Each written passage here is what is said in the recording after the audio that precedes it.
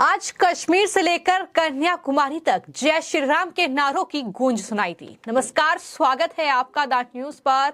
मैं हूं आपके साथ शिप्रा सैनी।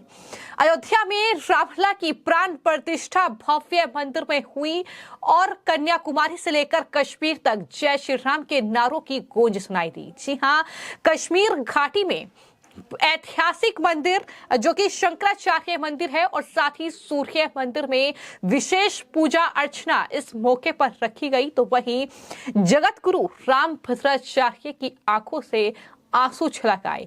जिस तरीके से लंबा संघर्ष राम मंदिर के लिए किया और आखिरकार वो सपना साकार हुआ, जब टेंट से निकलकर रामलला भव्य मंदिर में विराजमान हुए तो जगत गुरु रामभद्राचार्य अपने आंसू संभाल नहीं पाए और इस तरीके से इस पल पर वो बेहद भावुक हो गए।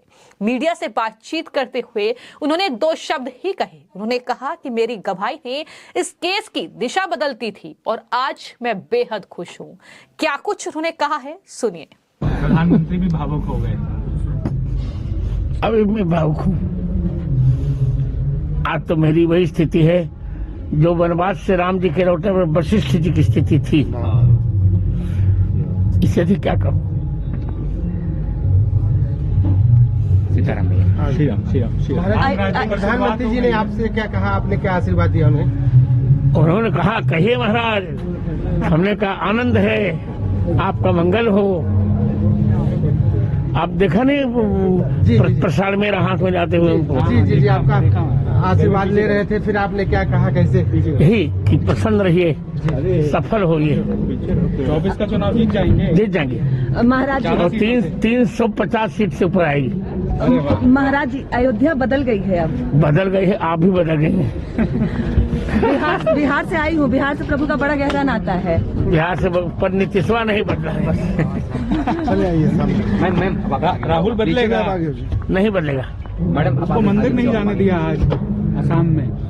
वो वही स्थिति उसकी रहेगी।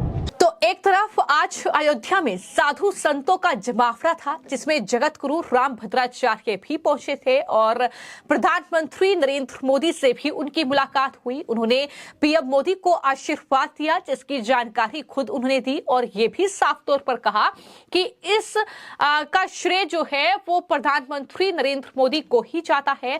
बीजेपी 350 सीटें हासिल करेगी, ये तमाम बातें उनकी तरफ से कही गई।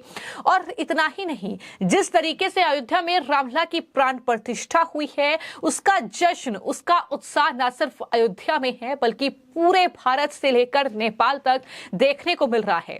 कन्याकुमारी से लेकर कश्मीर तक जो तमाम ऐतिहासिक मंदिर है वहां पर रामधुन बज रही है, वहां पर जय श्री राम के नारों की गूंज सुनाई दे रही है। इसी कड़ी में श्रीनगर के ऐतिहासिक शंकराचार्य मंदिर में इस मौके पर विशेष पूजा अर्चना की गई। इस दौरान हर एक भक्त श्री राम के रंग में रंगा नजर आया। लोगों ने यहाँ भगवान के दर्शन करके सुख और शांति की प्रार्थना की। राम मंदिर में प्रभु श्री राम की मूर्ति की प्राण प्रतिष्ठा समारोह हो गया, लेकिन कश्मीर घाटी में भी जय श्री राम के नारे गूंजे।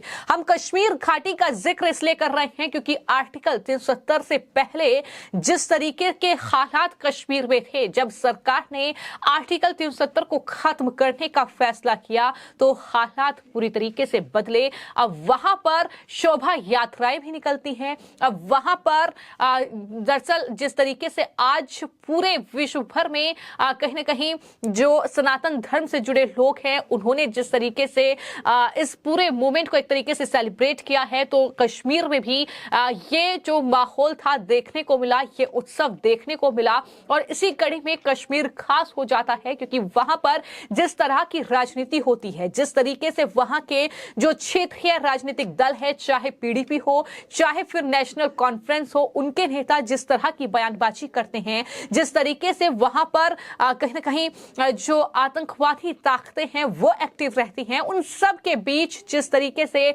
कश्मीर का माहौल बदला है और बदलते कश्मीर की ये झलक है कि जब अयोध्या में जय श्री राम के नारे गूंज रहे थे तो कश्मीर भी उससे अछूता नहीं था।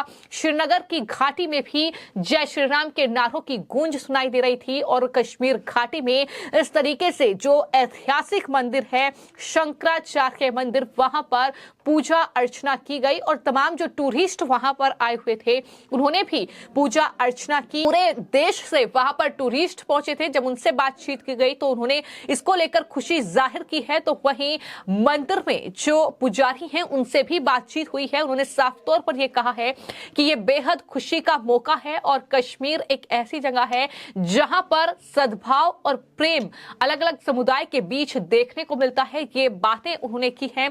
तो वहीं राम भक्त अपने आराध्य के स्वागत में जश्न में डूबे नजर आए और जाहिर तौर पर यह ऐतिहासिक दिन न सिर्फ अयोध्या के लिए, अयोध्या वासियों के लिए, बल्कि पूरे देश के लिए खास तौर पर एक बड़ा पल था, एक बड़ा मौका था और हर कोई अपने तरीके से जश्न मना रहा है। इस दिन का प्राण प्रतिष्ठा हो चुकी है। अब दीपावली देश मनाएगा जैसे ही सूर्यास्त होगा। जाहिर तौर पर तो विशेष पूजा अर्चना कश्मीर घाटी में भी की गई है। श्रीनगर की ये तस्वीरें अपने आप में एक बहुत बड़ा संदेश दे रही है। जिस तरीके से घाटी को हमने बीते कुछ सालों में खून खराबे में देखा है, लेकिन आर्टिकल 370 खत्म होने के बाद जिस तरीके का बदलाव घाटी में हुआ है, आज श्रीनगर से ये तस्वीर सामने आई है। इससे पहले चाहे मौका रामनवमी का हो, चाहे मौका देश के स्वतंत्रता दिवस का हो या गणतंत्र दिवस का हो, वहां पर तमाम जो जुलूस हैं, तमाम जो यात्राएं हैं वो हमने देखी हैं कि किस तरीके से वहां पर हर धर्म के लोग अपने अपने त्योहारों को अच्छे से मना रहे हैं। तो ऐसे में ये बदलती तस्वीर कई लोगों को रास नहीं आ रही है और जाहिर तौर पर इसको लेकर सियासत भी खूब की गई है। लेकिन ये एक और तस्वीर है जो देश के एक दूसरे कोने से नजर आई है, यानी कश्मीर से नजर आई है। लेकिन वहीं पर जैसा कि हमने कहा कि कन्याकुमारी से लेकर कश्मीर तक आज कई कार्यक्रम लगभग लाखों की तादाद में जो कार्यक्रम हैं वो आयोजित किए गए हैं इस खास दिन को सेलिब्रेट करने के लिए, इस राम उत्सव को एक तरीके से मनाने के लिए। तो ऐसे में लोगों में एक अलग जश्न, एक अलग उत्साह, एक अलग उमंग जो है वो देखने को इस दिन मिली है। भक्तों ने खूब जश्न मनाया है। पूजन के बाद भंडारे का भी आयोजन वहां पर किया गया। दक्षिण कश्मीर के अनंतनाग के मट्टन के सूर्य मंदिर में भी विशेष पूजा की गई। पूजा अर्चना के बाद भक्तों के बीच प्रसाद भी बांटा गया। यहां हर किसी ने राम मंदिर की शुभकामनाएं दी और घाटी में शांति और प्रगति की कामना की। और इससे अलग मैं एक और जानकारी आपको दे दूं कि आपने सुना होगा कि किस तरीके से एक कश्मीरी जो लड़की है वो दरअसल राम के जो भजन है वो गा रही थी अपनी लैंग्वेज में। वो भी तस्वीर कश्मीर से ही हमने देखी।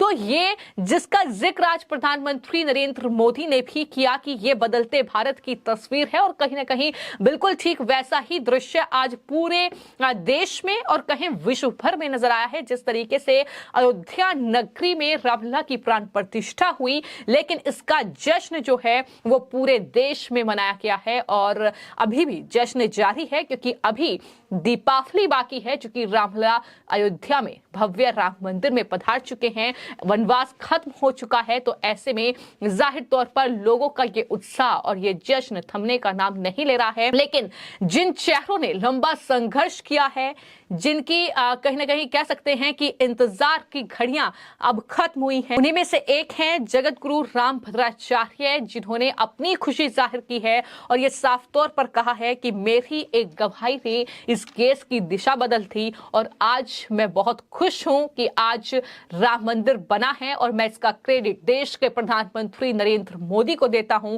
उनके जीवन मंगल हो, उनका जीवन सफल हो, इसकी कामना भी जगत गुरु राम भद्राचार्य ने की है। फिलहाल आपकी इस पूरे मामले को लेकर क्या राय है, हमें कमेंट बॉक्स में जरूर लिखें। धन्यवाद।